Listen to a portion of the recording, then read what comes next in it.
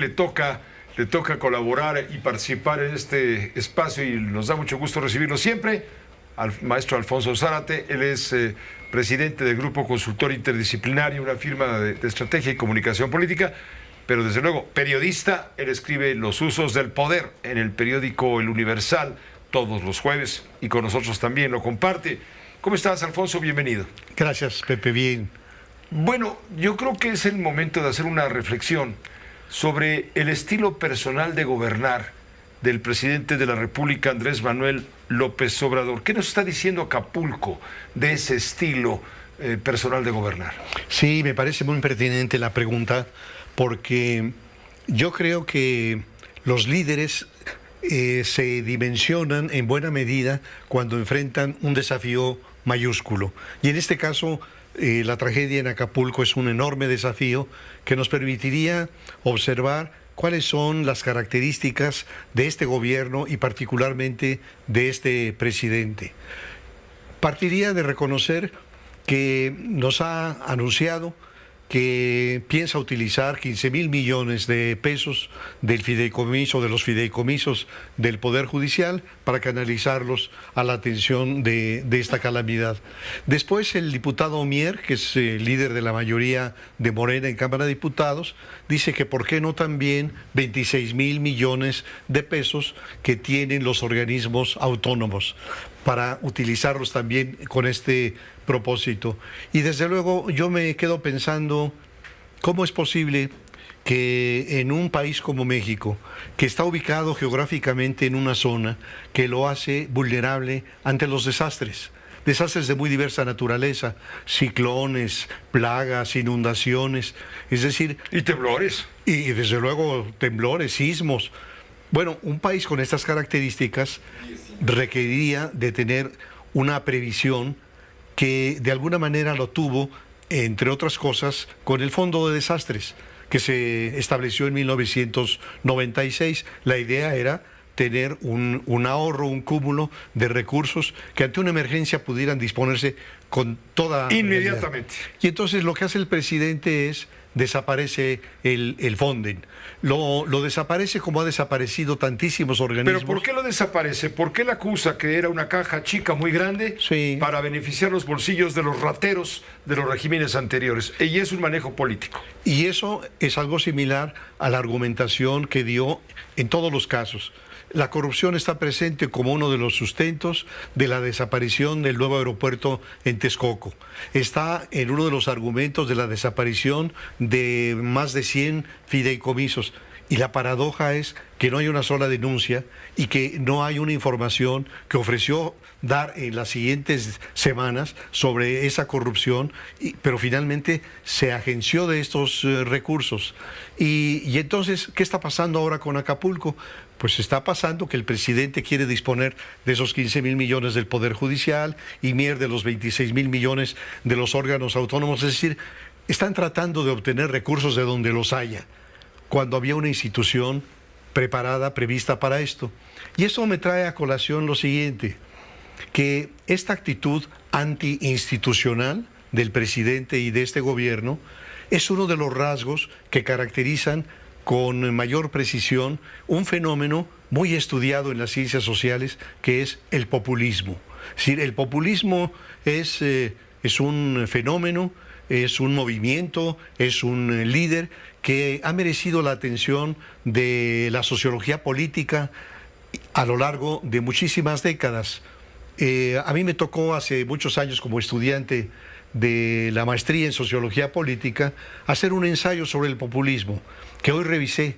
Esta mañana lo revisé y encontré... ¿Pasó la prueba del ácido? Sí, absolutamente, Pepe. Mira, es algo sorprendente. Cuando tú revisas a nivel teórico lo que se ha descubierto sobre los populismos y lo comparas con el caso mexicano, dices, es una calca.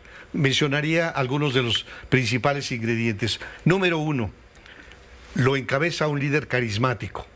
Es decir, es un liderazgo unipersonal. No se trata de liderazgo de un grupo, de una pandilla, no, es un liderazgo unipersonal. Una segunda característica es, este líder tiene una relación especial con el pueblo. Es decir, A él no le gusta que haya una mediación entre el pueblo, que podría ser el Congreso de la Unión o las grandes organizaciones sociales.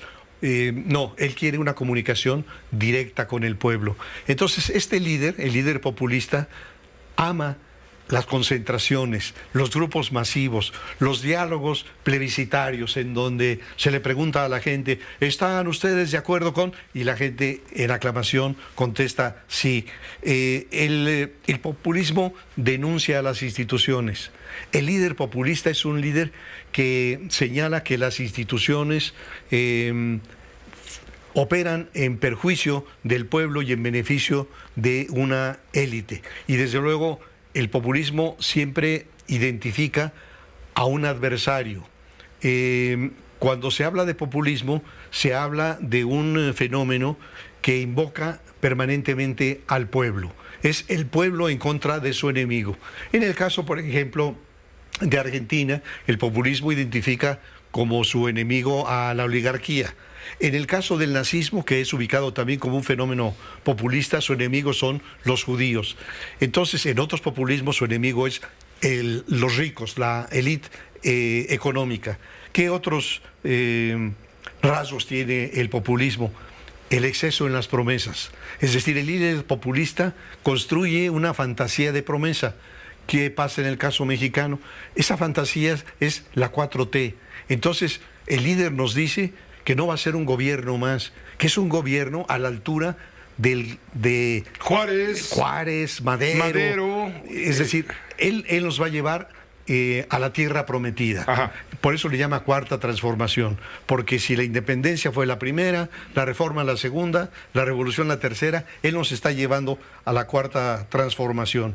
Así que ¿eso no es un signo de megalomanía? Sí, claro. Yo creo que es un... Ya lo comentábamos hace 8 días aquí. Exactamente. Yo creo que, digamos, esta pretensión del líder de ubicarse a la altura de Hidalgo, de Juárez, de Madero, de Cárdenas, es desde luego un síndrome de megalomanía que habla también de alguien que tiene un apartamiento o un distanciamiento respecto de la realidad.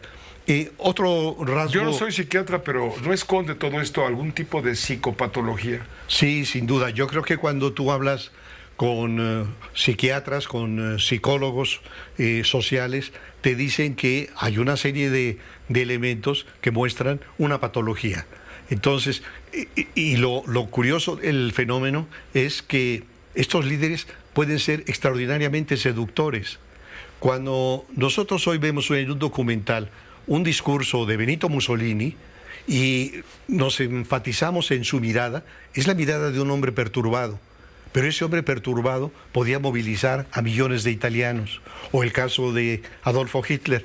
Entonces, este fenómeno, digamos, una de las explicaciones que se da es que atienden en el discurso, en sus halagos, a un sector muy amplio de la sociedad mexicana, y logran interpretar adecuadamente que ese segmento guarda resabios de un resentimiento, de que su mala condición económica o social tiene que ver con que alguien lo ha explotado, con que ellos son pobres porque existen ricos, y en consecuencia este segmento de la sociedad genera una comunicación con el líder que Francesco Alberoni, por ejemplo, a la hora de hablar del erotismo y del enamoramiento, dice que el enamorado construye a su objeto amado de la misma dimensión de su necesidad de amar.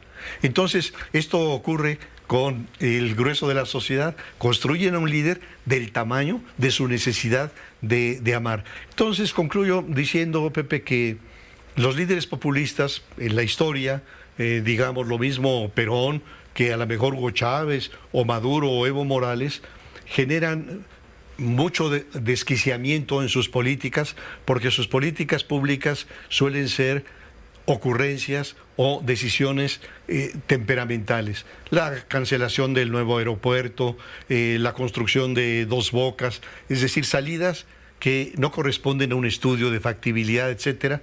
Y entonces la conclusión es que generalmente cuando terminan sus gobiernos dejan una economía desfondada, desestructurada, un ambiente social de gran confrontación. Así que sí creo que la manera en que este gobierno se está acercando al tema Acapulco nos da ingredientes para valorar el perfil y el estilo personal de gobernar del presidente López Obrador. Gracias, Alfonso. Gracias por esta reflexión. Bienvenido. Con mucho gusto. Gracias. Nos vemos el próximo jueves. Sale. Sin duda y sin falta, desde luego. Alfonso Zárate, periodista a los usos del poder.